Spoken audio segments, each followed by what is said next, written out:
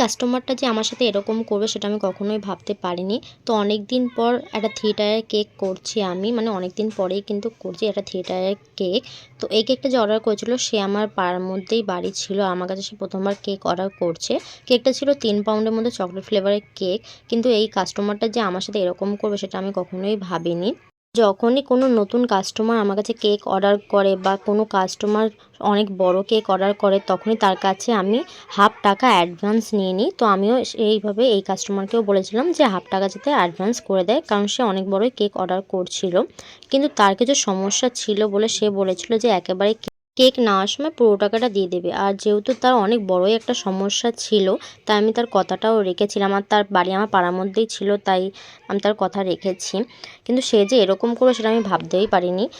সে বলেছিল যে কেকটা নেওয়ার সময় পুরো ফুল পেমেন্টটা করে দেবে। তো আমি তাকে বলেছিলাম যেন কেক নেওয়ার সময় পুরো পেমেন্টটাই করে দেয়, কারণ আমি কেকের মধ্যে কোনো ডিউ রাখি না। তো যখন সে কেক নিতে এসে তার কিছুক্ষণ আগে সে এসে বলে যে সে হাফ টাকা দেবে আর বাকি টাকাটা সে ১ সপ্তাহ পর দেবে। তো আমি সেই কথাটাও রেখেছি, মানে তার কিছু সমস্যা ছিল বলে আমি সেটাও মেনে নিয়েছি। কিন্তু সে যেই ডেটে দেবে বলেছিল সে পরের সপ্তাহে সেই ডেটে সে দেয়নি, তার আরও ১ সপ্তাহ লেট করেছে এটা ওটা বলে বলে।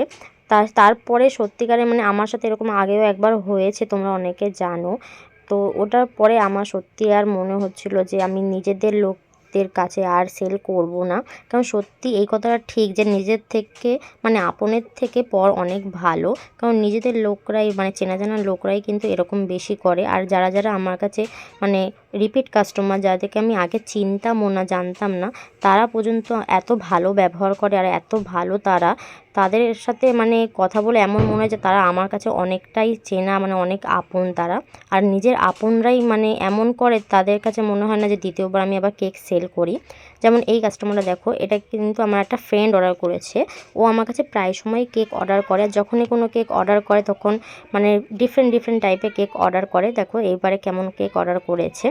তো এই কেকটা তোমাদের কেমন লাগলো কমেন্ট করে জানিও, আর প্রথম কেকটাও তোমাদের কেমন লাগলো কমেন্ট করে জানিও। আমার ভিডিওটা লাইক শেয়ার করে দিও, আমাকে ফলো করতে ভুলো না, আমাকে ইউটিউব আর ইনস্টাগ্রামেও ফলো করতে ভুলো না। ওকে, টাটা।